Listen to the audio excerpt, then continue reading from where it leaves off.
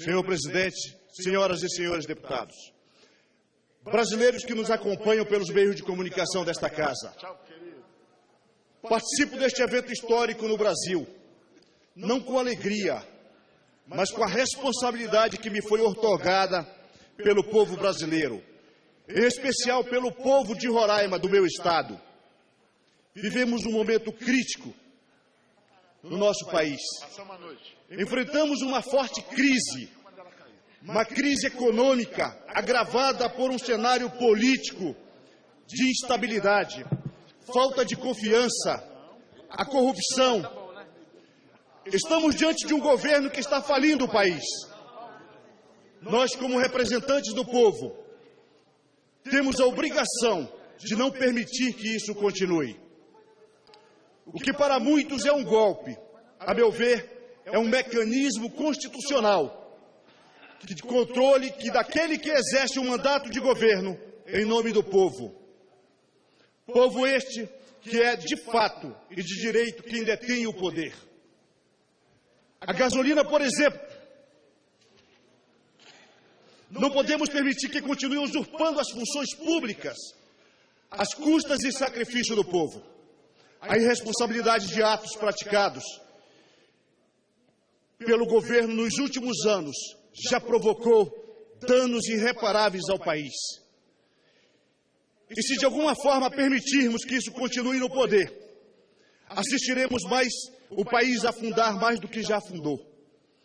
Senhores, senhoras deputadas, a inflação acumulada em 2015 superou o patamar de 10%.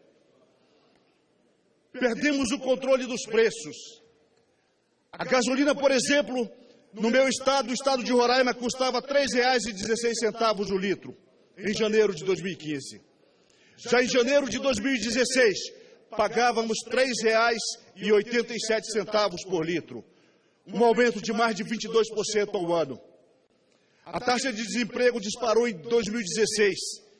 Já são cerca de 10 milhões de pais de famílias que não têm mais renda garantida para sustentar os seus filhos. Pasmem, no ano passado, tivemos uma queda de 3,8% do PIB e, paradoxalmente, a dívida pública aumentou em mais de 20%. Isso significa dizer, senhores, senhoras deputadas, um aumento de aproximadamente 500 bilhões de reais da dívida pública. Dinheiro esse que o país terá que pagar com juros, às custas do povo brasileiro. É o João, lá do Mercantil Vitória. É a dona Maria Paixão, lá da lanchonete. A dona Margarida, lá do Hotel Caroebe. Dona Iodete, da pousada. Enfim, cada um desses brasileiros terão que pagar. Cada um de nós. Poderíamos até admitir que estamos passando por mais uma crise econômica.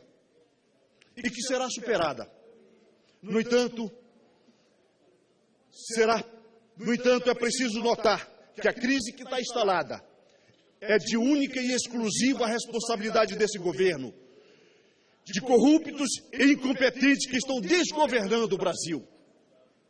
As manchetes nacionais, as manchetes internacionais estampam diuturnamente que no Brasil se dá um dos maiores escândalos de desvio do dinheiro público.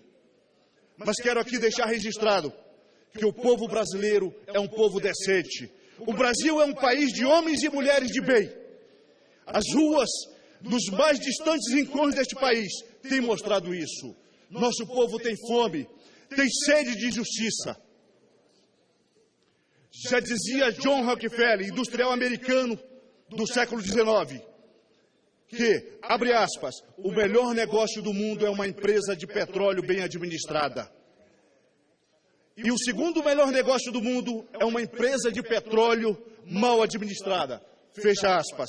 Contrariando essa máxima de Rockefeller, a Petrobras, uma das maiores empresas produtoras de petróleo do mundo, teve em 2015 um prejuízo de aproximadamente 34 bilhões de reais.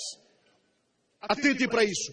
Prejuízo de 34 bilhões de reais.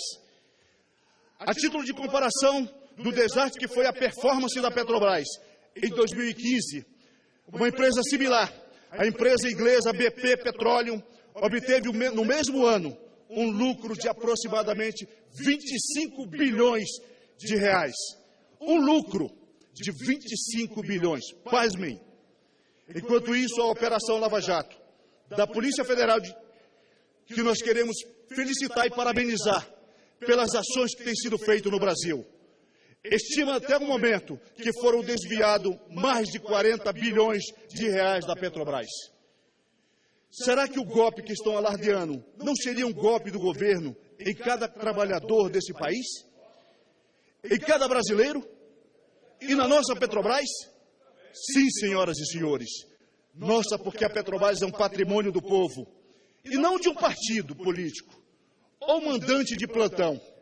Não bastasse tanta corrupção, o governo ainda violou por diversas vezes, ao longo de 2015, regras de responsabilidade fiscal.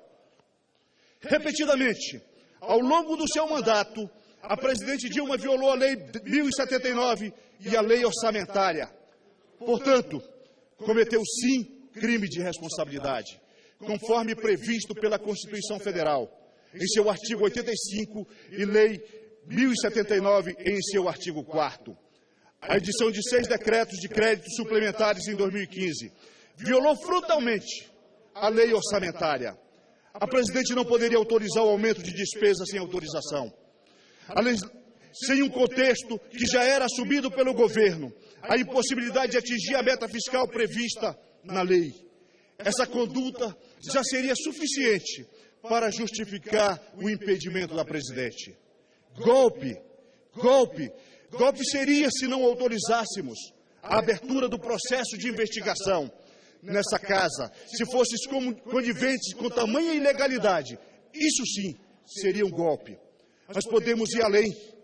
As famigeradas pedaladas, no entendimento da defesa, não caracterizavam a operação de crédito e, portanto, não eram crime.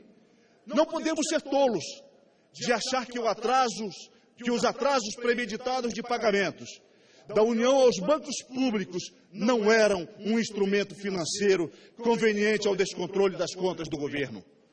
Os atrasos foram recorrentes e significativamente volumosos.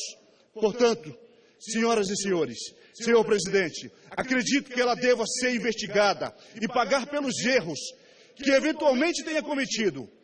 Não podemos deixar essa conta ser paga pelo povo brasileiro. Diante do quadro que vivenciamos, recorro às palavras ditas por ninguém menos que o senhor Luiz Inácio Lula da Silva, à época do impeachment de Collor. Abre aspas. Acho que o Congresso Nacional tem clareza de que nós vivemos uma crise profunda de governo e que somente com a saída do governo é que iremos resolver alguns dos problemas da nação. Fecha aspas. Na opinião do ex-presidente, quando questionado após o impeachment, ele disse a seguinte frase, abre aspas, o povo brasileiro deu a demonstração de que era possível o mesmo povo que elege um político destituir esse político. Eu peço a Deus que nunca mais o povo brasileiro esqueça essa lição. Fecha aspas. Pois bem, senhor Lula, eu tenho a convicção, eu tenho a certeza que o povo brasileiro não esqueceu esta lição. Para finalizar, senhor presidente, gostaria de dizer à nação que qualquer que seja o resultado da votação que faremos no domingo, amanhã, o Brasil, e em especial este parlamento, precisa reagir. O Brasil está há 1 ano e meio parado. O Brasil precisa voltar a crescer para o bem do nosso povo tão sofrido. Precisamos voltar a gerar empregos. Temos que estimular a competitividade da nossa indústria, estabilizar novamente a economia. E para tudo isso, senhor presidente, é necessária a estabilidade política, algo que depende também de nós. Agradeço a atenção dos nobres pares e do povo brasileiro que nos acompanham neste momento. Quero agradecer ainda a minha família, a Igreja do Estado de Roraima, na pessoa do pastor Isamar, apóstolo Flores, apóstolo Elton, pastor Desailton, que tem empenhado a igreja em oração pela crise que tem assolado o Brasil. Por Roraima, pelo Brasil, impeachment já. Que Deus abençoe o Brasil. Muito obrigado, senhor presidente.